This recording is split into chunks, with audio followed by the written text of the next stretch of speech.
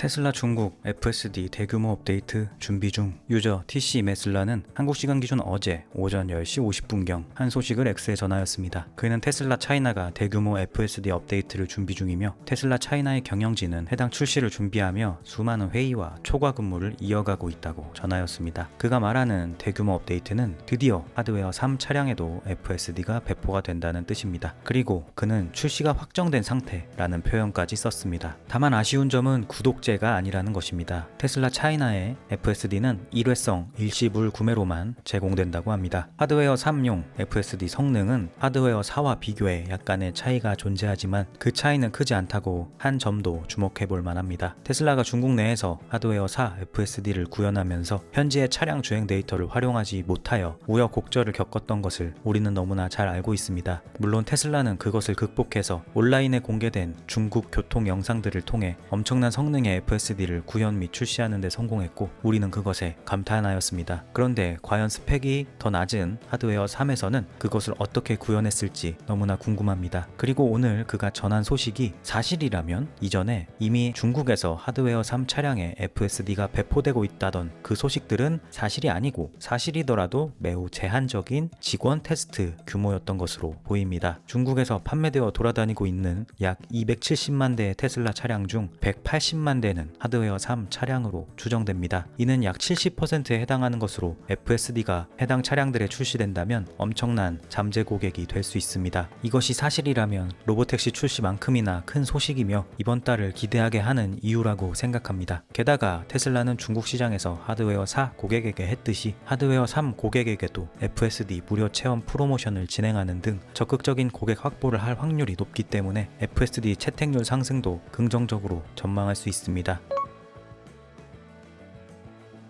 스타링크가 영국 기차의 고질적인 와이파이 문제의 해결사로 떠오르고 있다는 소식입니다. 영국 매체 더 텔레그래프는 현지 시각 기준 6월 1일 일론 머스크의 스타링크 영국 기차 와이파이 문제 해결 위해 준비 중이라는 제목의 기사를 발행하였습니다. 기사의 내용은 잉글랜드, 웨일스 기차 운영사들이 스타링크 위성 기술을 검토 중이며 스코틀랜드에서 6개월 시범 운영을 시작하였고 스타링크는 7,000개 이상의 저궤도 위성으로 기지국 연결 끊김없이 인터넷을 유지하고 고객들의 와이파이 통화 및 GPS 추적을 더 정교하게 해주었다고 합니다. 이렇듯 스타링크는 기존 지상 인터넷 인프라의 한계를 보완하며 특히 외딴 지역에서 빠르고 안정적인 연결을 제공할 수 있다는 점에서 매우 유리합니다. 정부와 기차 운영사들이 협력해 기술 도입을 적극 검토 중이며 이는 승객 경험 개선과 철도 운영 효율성을 높이는 데 기여할 것으로 보입니다. 해당 기사를 공유한 소여 메리츠의 게시글엔 많은 댓글이 달렸고 테슬라 크리에이터 파르자드는 잠깐만요.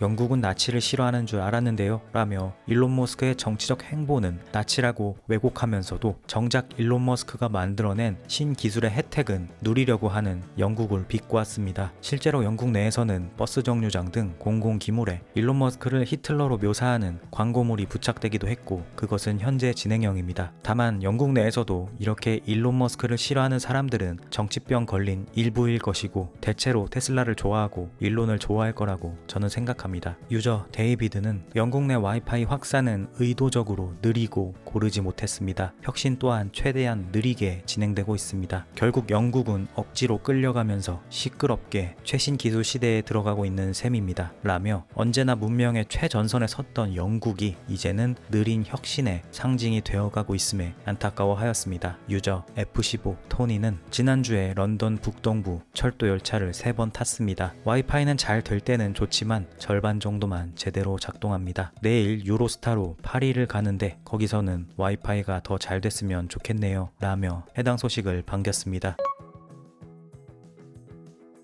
테슬라 애호가이자 팟캐스트 진행자인 캐츠 룰란츠합은 어제 X에 장문의 글을 올렸습니다. 캐스 룰란츠합은 어제 네덜란드 국영 미디어가 오토파일럿 기사를 내보냈습니다. 그들이 기사에서 다룬 사고는 오래된 오토파일럿 1 모델 S와 X의 팬텀 브레이킹 문제로 현재의 비전 온리가 원인인 것처럼 보도했지만 과거 레이더 입력 충돌이 원인이었고 저는 최근 2년간 테슬라를 타며 팬텀 브레이킹을 겪지 않았습니다. 기사는 과도하게 의존하다 보면 사고가 나는 것처럼 초점을 맞췄지만 저는 오토파일럿 사고의 주된 원인들은 사용자의 부주의와 오용이라고 봅니다. 이 기사를 통해 네덜란드 도로 당국과 테슬라의 좋은 관계, 스웨덴과 유럽연합 집행위원회가 오토파일럿 기능 퇴보와 규제 지연의 원인임을 확인했습니다. 이는 네덜란드를 통해 유럽의 감독형 FSD 도입 가능성을 보여줍니다. 테슬라의 자율주행 발전, 엔드투엔드 AI, 로보택시 출시는 언급되지 않았습니다. 보도는 테슬라가 고객을 실험 대상으로 삼는다고 했지만 실제 FSD는 신중히 배포되었습니다. 초기 테스터, 안전 점수 높은 운전자, 그리고 이후 전면 배포로 진행됐습니다. 미디어가 객관적이지 않고 로보택시 출시 직전에 버드를 퍼뜨리며 오래된 소프트웨어를 논의했다고 봅니다. 라고 하며 네덜란드 국영 미디어의 오토파일럿 관련 기사가 부정확하고 편향적이라고 비판하였습니다. 그럼에도 그는 네덜란드와 테슬라의 좋은 관계, 유럽 규제 지연의 문제를 강조하며 감독형 FSD 도입 가능성을 긍정적으로 평가하였지만 저는 그의 글을 읽으며 유럽 규제의 높은 벽을 다시 한번 실감하였습니다. 유저 퓨처나우는 유럽 출신의 누군가가 미국으로 가서 하드웨어사 모델 Y를 3에서 4일 동안 렌트해야 합니다. 그렇게 전문적으로 촬영하고 편집된 미니 다큐멘터리를 방영해야 합니다. 다큐멘터리는 매 여정의 세부사항,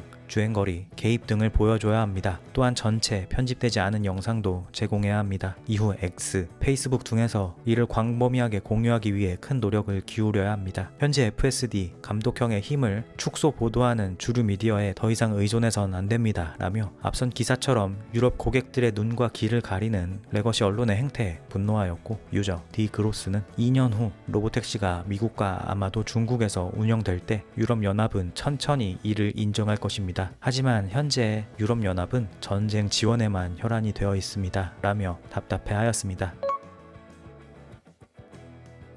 2025년 6월 2일 기준 테슬라 텍사스 공장에서 모델 Y와 사이버트럭 생산이 일시 중단되었다고 합니다. 이는 기가 텍사스의 드론 관찰자 브래드 슬론에 의해 포착되었으며 유저 테슬라 아카이브는 해당 영상의 클립과 소식을 전하며 이번 주 내내 모델 Y와 사이버트럭 생산이 중단되었으며 북쪽 건물의 프레임 작업은 다음 주에 완료될 예정입니다. 라고 하였습니다. 실제로 그가 첨부한 영상에는 생산 차량으로 북적여야 할 주차장이 대부분 비어있는 모습이 포착되어 있습니다. 이번 생산 중단이 새로운 차량을 위한 준비인지 아니면 현재 진행되고 있는 확장 공사로 인한 중단인지 명확히 알 수 없습니다. 그러나 X의 일부 유저들은 새로운 차량의 준비가 아니냐며 기대하고 있습니다. 다만 이것은 X에서 그렇게 크게 확산된 뉴스는 아니고 원래 생산 차량은 가득 차기도 했다가 한적하기도 했다가 하기 때문에 우선 기타 소식으로 분류하였습니다. 테슬라가 네바다 기가팩토리에서 100만 번째 파워월 생산이라는 중요한 이정표를 달성했다고 발표했습니다. 테슬라 에너지 공식 X 계정은 100만 숫자 모양 풍선을 들고 해당 기록 생산을 축하하는 직원들의 기념샷을 공개하였습니다. 일론 머스크는 작년 X에 한 차트로 올리며 지구는 1시간 동안 태양으로부터 인류가 1년 동안 소비하는 에너지와 거의 같은 양의 에너지를 받습니다. 태양광 패널이 이 중 아주 작은 부분만 포착해도 우리 문명 전체를 운영할 수 있습니다. 라고 한 바 있습니다. 일론 머스크의 포스트는 태양 에너지가 큰 가능성을 가지고 있다고 강조합니다. 네바다 기가팩토리에서 파워월 100만 대를 생산한 것은 이 가능성을 실제로 보여주는 결과이기도 합니다. 파워월은 태양광 에너지를 저장해서 가정에서 전기를 안정적으로 사용할 수 있게 하고 에너지 독립성을 높여줍니다. 또한 네바다 기가팩토리의 생산 능력은 태양광 에너지를 더 빨리 사용할 수 있도록 제조 기반을 강화하며 머스크의 비전을 지원합니다. 물론 우리나라에서는 규제로 판매가 안 되고 있지만 말입니다. 언젠가 규제가 풀린다면 주택을 짓고 파워월로 에너지를 저장해 월 커넥터로 테슬라 차량을 충전하며 살고 싶습니다. 그럼 오늘 영상은 여기까지 하겠습니다. 저는 다음 영상에서 찾아뵙겠습니다. 시청해주셔서 감사합니다.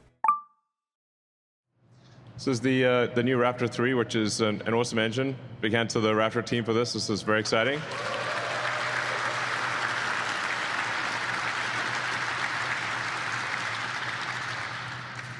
So Raptor 3 is designed to require no base heat shield, saving a lot of mass on the bottom and actually improving reliability so that if there is, for example, a small fuel leak from the Raptor engine, it will simply leak into the existing flaming plasma and not really matter. Whereas a fuel leak when the engines are contained in a box is a very scary thing indeed. So this is a Raptor 3. It'll take it probably a few kicks at the can, but it is a massive increase in payload capability, in engine efficiency, and in reliability. So this is really a revolutionary engine. Raptor 3 is really, I'd say, kind of alien technology rocket engine.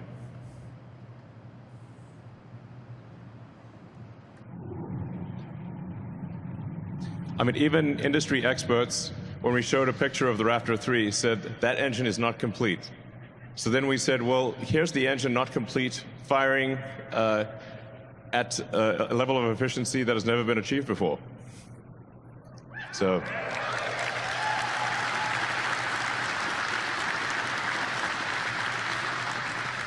I mean, that is one clean engine.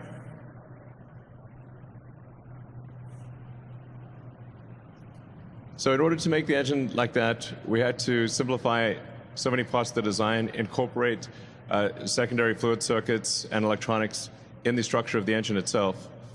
So everything is contained and protected.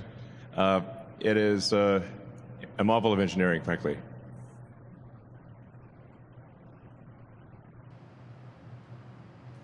Then one of the other technologies that's key for Mars is doing orbital propellant transfer. So you can think of this like similar to aerial refueling for airplanes, but in this case it's orbital refilling of rockets, which has never been done before.